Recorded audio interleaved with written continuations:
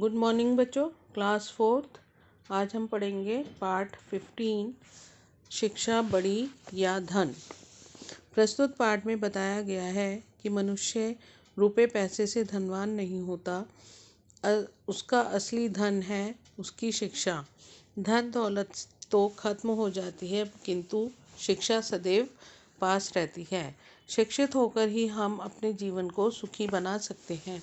तो बच्चों, इस टॉपिक से आपको पता लगा होगा कि इसमें शिक्षा बड़ी या धन का महत्व बताया गया है। इसमें बताया कि शिक्षा का मतलब दुनिया में शिक्षा का महत्व है या धन का, तो उसको हम आगे पढ़ेंगे। एक राजा थे, उन्हें पशु पक्षियों से बहुत प्यार था। वे पशु पक्षियों से मिलने के लिए वन जाते थे। हमेशा की तरह एक दिन राजा पशु पक्षियों को देखने वन में गए और अचानक आसमान में बादल छा गए और तेज तेज बारिश होने लगी।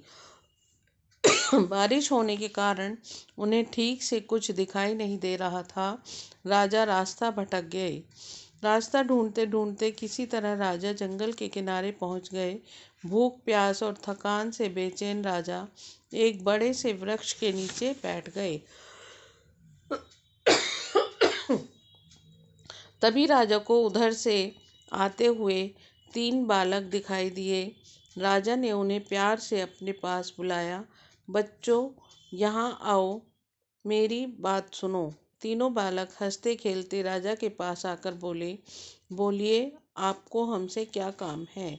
राजा ने कहा, मुझे बहुत भूख और प्यास लगी है, क्या मुझे भोजन और पानी मिल सकता है?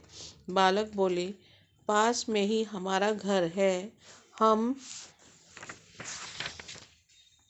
अभी जाकर आपके लिए भोजन और पानी लेकर आते हैं, आप बस थोड़ा सा इंतज़ार कीजिए।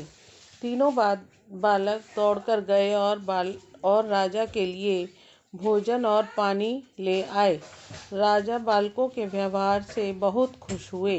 व्यवहार मतलब बर्ताव।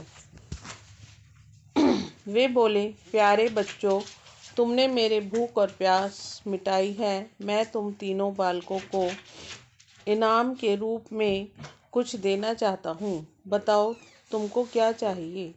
थोड़ी देर सोचने के बाद एक बालक बोला, महाराज, क्या आप मुझे बड़ा सा बंगला और गाड़ी दे सकते हैं? राजा बोला, हाँ हाँ, क्यों नहीं। अगर तुम्हें यही चाहिए तो ज़रूर मिलेगा। अब तो बालक फूला न समाया।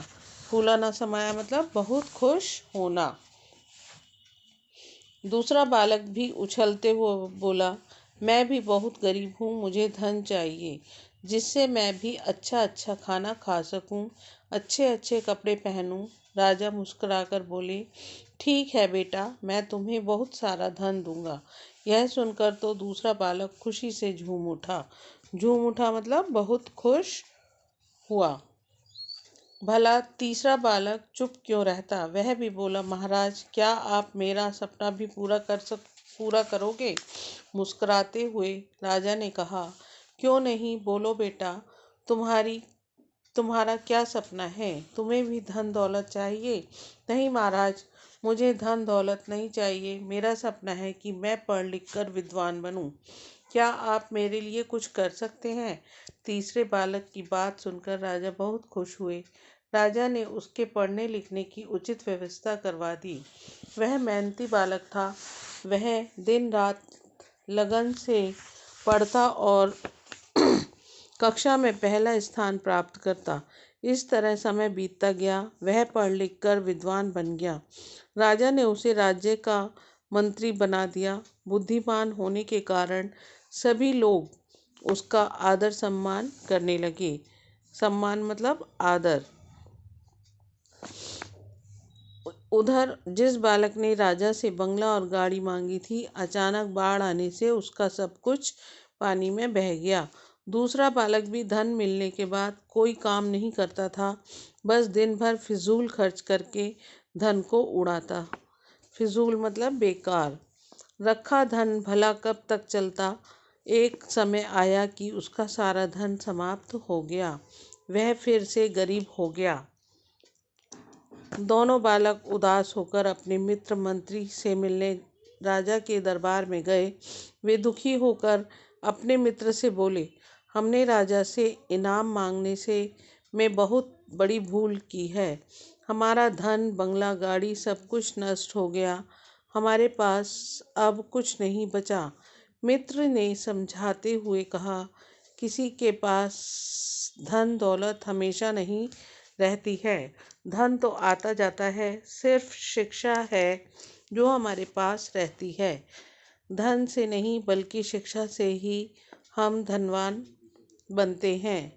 धनवान मतलब अमीर। दोनों बालकों को अपनी गलती पर बहुत पछतावा हुआ। उन्होंने तय किया कि हम भी मेहनत और लगन से पढ़ाई करेंगे, अपने जीवन को सुखी बनाएंगे। तो बच्चों, आपने इस पाठ में पढ़ा होगा कि हमारे लिए शिक्षा का कितना महत्व है। अगर हमारे पास शिक्षा है, हम पढ़े लिखे हैं, तो हम उससे कहीं भी कभी भी मेहनत कर सकते हैं, पढ़ लिख कर ऊंचा बन सकते हैं। लेकिन लालच से हम कुछ भी नहीं कर सकते। लालच एक बहुत बुरी चीज़ है, ठीक है ना। इसलिए सबको पढ़ लिख कर अच्छी शिक्षा प्राप्त करनी चाहिए। तो बच्चों, आपको ये लेसन खुद भी रीड करना है और इसके शब्दार्थ और मुहावरे अपनी कॉपी में करने हैं।